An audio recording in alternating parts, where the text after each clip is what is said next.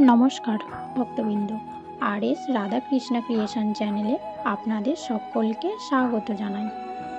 এই বিষয়টি আপনারা হয়তো দেখেছেন যে এই সংসারে এমন অনেক ব্যক্তি রয়েছেন যারা জন্ম থেকেই কোনো না কোনো শারীরিক সমস্যা নিয়ে তারা জন্মগ্রহণ করে থাকেন। কেউ হয়তো কালা, বোবা অথবা বিকলাঙ্গ হয়ে জন্মগ্রহণ করে থাকেন। কারো ক্ষেত্রে হয়তো এই সকল বিষয়গুলি জীবন চলার পথেই ঘটে যায়। কেউ অকালে মৃত্যুবরণ করেন বা কেউ বা জীবনের শৈশববেলা থেকেই নরক যন্ত্রণা সহ্য করেন।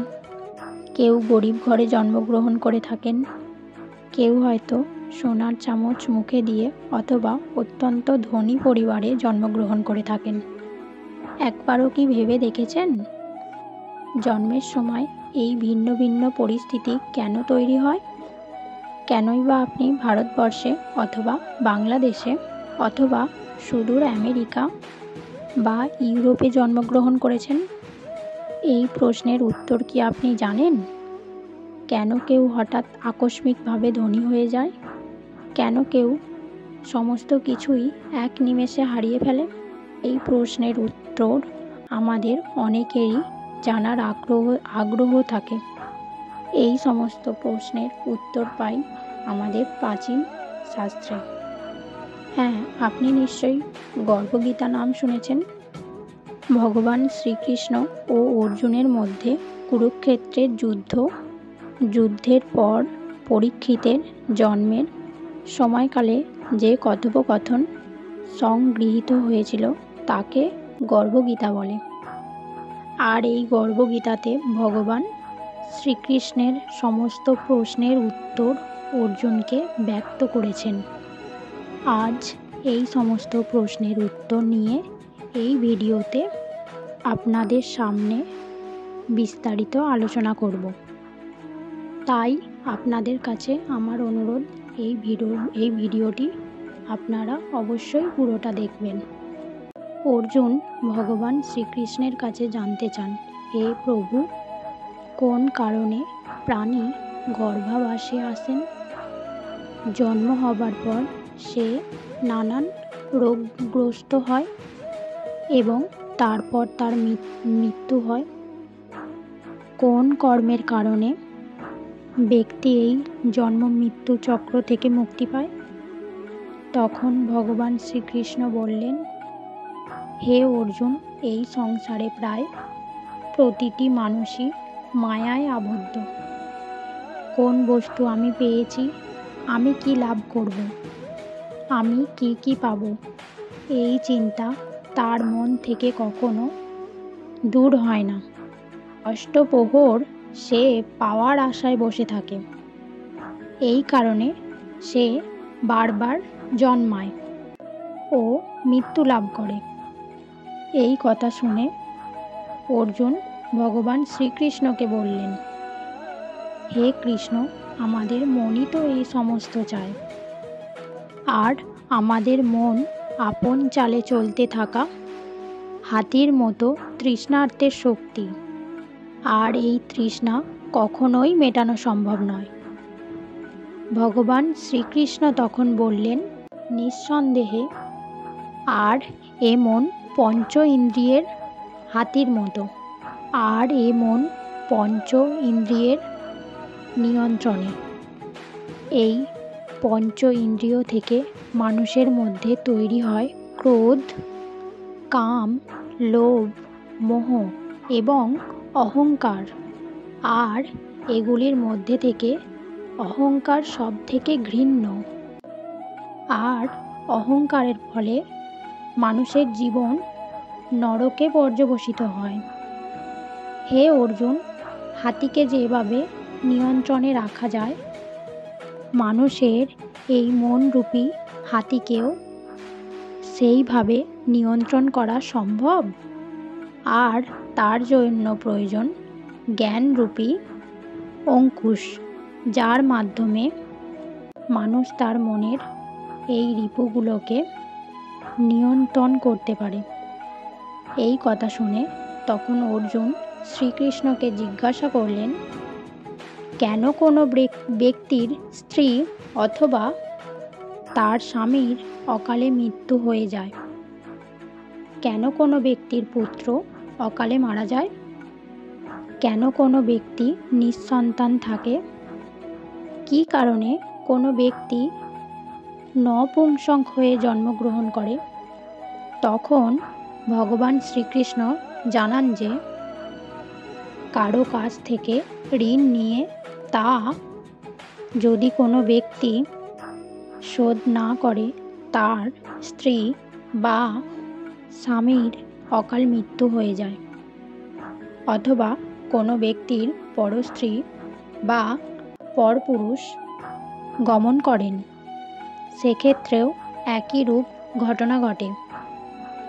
যে ব্যক্তি অন্য কোনো ব্যক্তির জিনিস আত্মসাৎ করে দেয়, তার সন্তানের অকাল মৃত্যু হয়। যে কাউকে প্রতিশ্রুতি দিয়ে সময়ের মধ্যে সেই কাজ করে দেয় না, সে নপুংসক হয়ে জন্মগ্রহণ করেন। যে ব্যক্তি গর্ভ অবস্থায় ভ্রূণ হত্যা করে, গর্ভের শিশুকে হত্যা করে, সেই ব্যক্তি এই জন্মে বা পরের জন্মে নিঃসন্তান থেকে যায়। তখন অর্জুন শ্রীকৃষ্ণকে আরও জিজ্ঞাসা করেন, হে শ্রীকৃষ্ণ, কোন পাপের কারণে মানুষ সর্বদা রোগী থেকে যায়? আর কোন পাপের কারণে মানুষ পশুজনি প্রাপ্ত হয়?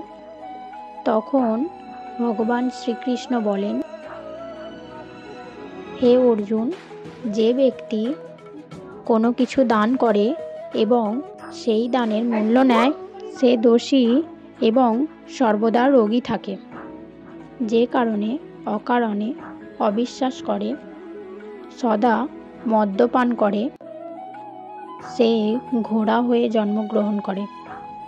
যে ব্যক্তি রান্না করার পর পরমেশ্বরকে অর্ঘ্য দান না করে বা কোনো ব্যক্তি বা প্রাণীকে না খাইয়ে সে রান্না নিজেই প্রথমে ভক্ষণ করে, তাহলে সে পরের জন্মে বিড়াল হয়ে জন্মগ্রহণ করেন।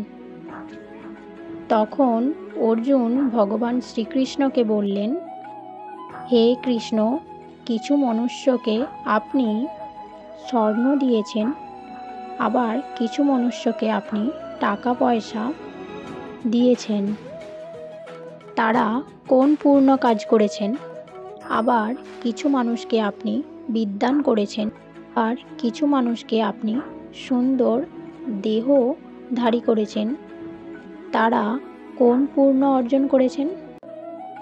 তখন ভগবান শ্রীকৃষ্ণ বললেন, হে অর্জুন, যারা স্বর্ণ দান করেন, টাকা পয়সা দান করেন এবং এই দানের জন্য তারা কখনো অহংকার করেন না, তাদের এই সমস্ত কিছুই প্রাপ্ত হয়। যারা অন্ন দান করেন, তাদের স্বরূপ সুন্দর হয়। যারা বিদ্যা দান করেন এবং গরুর সেবা করেন, তারা বিদ্বান হন। যারা সাধু সন্তদের সেবা করেন এবং ছোট বাচ্চাদের ভালোবাসেন, তাদের সন্তান প্রাপ্তি হয়। তখন অর্জুন আবারও প্রশ্ন করেন, হে কৃষ্ণ, কারো অর্থের প্রতি ভালোবাসা রয়েছে, আবার কারো মহিলাদের প্রতি প্রীতি রয়েছে, এই কারণ আপনি আমাকে বুঝিয়ে বলুন। অর্জুনের প্রশ্নের উত্তরে কৃষ্ণ কিছুক্ষণ হাসলেন, তারপর বললেন, হে অর্জুন, ধন সম্পদ এবং স্ত্রীর আসক্তি উভয়ই মানুষের বিনাশ করে, কিন্তু আমার ভক্তের কোনো বিনাশ নেই। অর্জুন তখন ভগবান শ্রীকৃষ্ণকে জিজ্ঞাসা করলেন, আচ্ছা হে বাসুদেব, কেউ পরিশ্রম ছাড়াই কিভাবে আকস্মিক ধন সম্পদ লাভ করেন? তারা কোন পূর্ণ অর্জন করেছেন? এর উত্তরে ভগবান শ্রীকৃষ্ণ বললেন, যারা গোপনে দান করেছেন তারা আকস্মিকভাবে ধন সম্পদ লাভ করেন। আবার যারা ঈশ্বরের কাজ বা অন্যের সেবা করেছেন তারা রোগমুক্ত থাকেন। আবার অর্জুন তখন কৃষ্ণকে জিজ্ঞাসা করলেন, হে ভগবান কৃষ্ণ, কেন কোনো মানুষ বোবা হয় বা কালা বা অন্ধ হয়? সেই প্রশ্নের উত্তরে ভগবান শ্রীকৃষ্ণ বললেন, যে ব্যক্তি গুরুর কাছ থেকে বিদ্যা লাভ করে, মুখ ফিরিয়ে নেন এবং অন্যের অপমান সর্বদা করে থাকেন এবং নিত্য কলহে লিপ্ত থাকে, সেই ব্যক্তি বোবা হয়। যে ব্যক্তি সর্বদা রেগে থাকে তাদের রক্তে বিকার দেখা যায়। যারা সর্বদা নোংরা অপরিষ্কার থাকে তারা দরিদ্র হন। আবার যে ব্যক্তি পরস্ত্রী বা পরপুরুষকে দেখে কুদৃষ্টি প্রদান করে তারা অন্ধ হয়। যারা কুকাজ করা মানুষকে সাহায্য করে খণ্ডবায়ু হয়ে থাকে। অর্জুন তখন ভগবান শ্রীকৃষ্ণের উদ্দেশ্যে বললেন, হে কৃষ্ণ, তুমি পরম ব্রহ্ম, তোমাকে নমস্কার। আগে আমি তোমাকে নিজের আত্মীয় বলে মনে করতাম, কিন্তু এখন আমি তোমাকে ঈশ্বর রূপে জানি। হে পরম ব্রহ্ম, জীবনে গুরুর কি ভূমিকা, গুরু দীক্ষা কিভাবে হয়, সে কথা আমাকে দয়া করে জানাবেন? তখন ভগবান শ্রীকৃষ্ণ বলেন, তুমি ধন্য, তোমার মা বাবাও ধন্য, যার তোমার মতো পুত্র রয়েছে। হে অর্জুন, সমস্ত সংসারের গুরু হলেন জগন্নাথ, বিদ্যার গুরু কাশী এবং 4টি বর্গের গুরু সন্ন্যাসী, যারা সকলেই ত্যাগ করে আমার বিষয়ে মনোনিবেশ করেছেন, তারা জগৎগুরু। হে অর্জুন, মন দিয়ে শোনো, কেমন গুরুর সংস্পর্শে থাকা উচিত, যে সমস্ত ইন্দ্রিয় জয় করেছে, যে সমস্ত সংসারকে ঈশ্বরময় মনে করে সমস্ত জগতের প্রতি উদাসীন। এমন গুরুর সঙ্গে থাকা উচিত যে পরমেশ্বরকে জানে। নানানভাবে সেই গুরুর পূজা করা উচিত। হে অর্জুন, যে গুরুর ভক্ত এবং গুরুর সম্মুখে থেকে ভোজন করে তাদের ভোজন করা সফল।